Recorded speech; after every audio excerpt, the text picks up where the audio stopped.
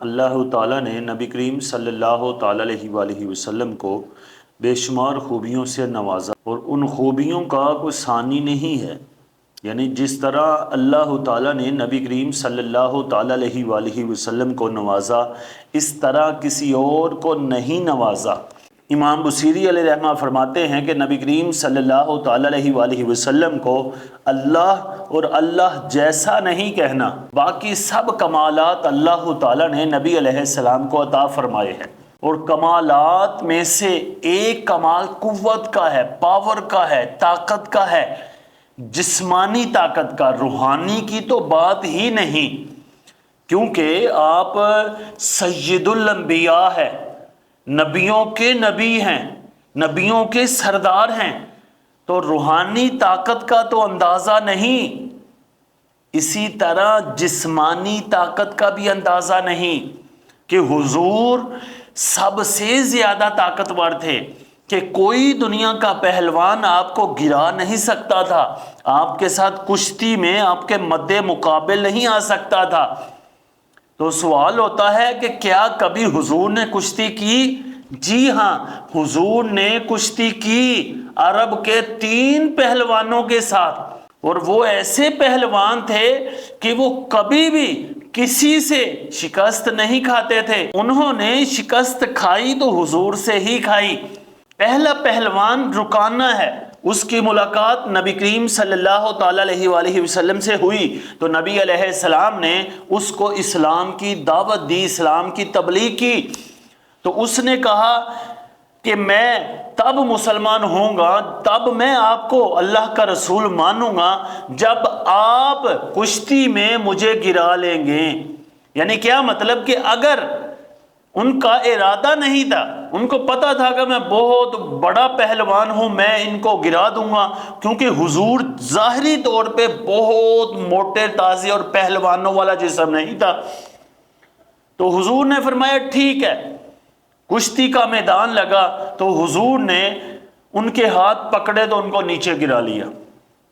وہ دیکھتا رہا، اس نے دیکھا کہ یہ کیا ہو گیا، پھر اس نے کہا حضور ایک بار اور، تو حضور نے فرمایا آؤ۔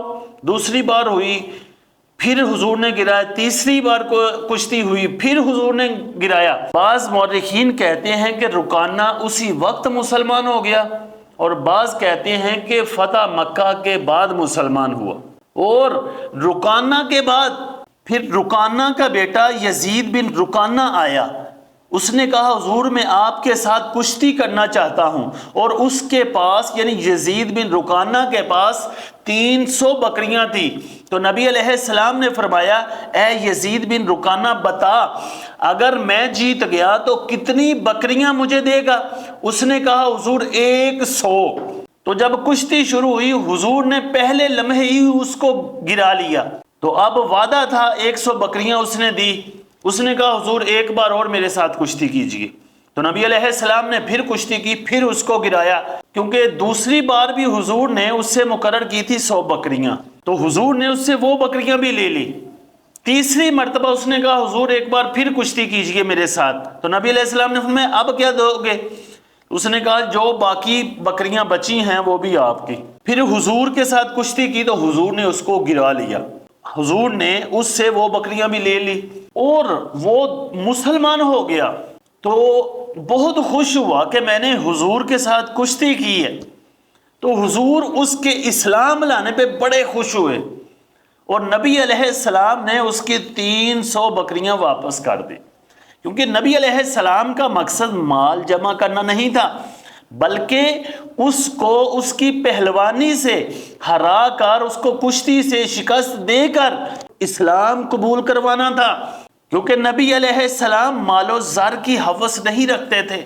اور تیسرا شخص جس کے ساتھ حضور نے کشتی کی اس کا نام تھا ابو الاسود، وہ بھی عرب کا بہت مشہور معروف پہلوان تھا۔ وہ ابو الاسود اتنا طاقتور پہلوان تھا کہ اگر وہ کسی چمڑے پہ بیٹھ جاتا تو 10 پہلوان اس چمڑے کو کھینچتے، اس کے نیچے سے کھینچ نہیں سکتے تھے، وہ چمڑا ٹکڑے ٹکڑے ہو جاتا، لیکن وہ شخص اپنے نیچے سے چمڑے کو کھسکنے نہیں دیتا تھا، اور اس کی بہادری بہت مشہور تھی۔ تو جب حضور کے وہ سامنے آیا تو اس نے کہا حضور میرے ساتھ کشتی فرمائیے، اگر میں ہار گیا تو میں مسلمان ہو جاؤں گا۔ تو حضور نے فرمایا ٹھیک ہے۔ پھر اس کے ساتھ بھی حضور نے کشتی کی، اس کو پچھاڑ دیا، اس کو گرا دیا۔ تو وہ حیران ہو گیا کہ مجھے تو کوئی گرا ہی نہیں سکتا تھا۔ پھر اس نے سوچا کہ یہ کوئی عام طاقت نہیں، یہ نبوت کی ہی طاقت ہے، وہ فوراً مسلمان ہو گیا۔ یعنی اللہ تعالیٰ نے نبی کریم صلی اللہ تعالیٰ علیہ وآلہ وسلم کو حسن دیا بے مثال، عقل دی بے مثال، ہر چیز دی بے مثال۔ کوئی یہ نہ سمجھے کہ ظاہری طاقت نہیں دی تھی، بلکہ حضور کو اللہ تعالیٰ نے بے مثال طاقت بھی دی تھی جس کا مقابلہ کوئی نہیں کر سکتا تھا۔ حضور کی ہر شان ہی بے مثال ہے، کیونکہ حضور اللہ کے محبوب ہے۔ اللہ نے اپنا محبوب بے مثال بنایا۔ اللہ تعالیٰ ہمارے دلوں کے اندر نبی علیہ السلام کی محبت میں اضافہ فرمائے۔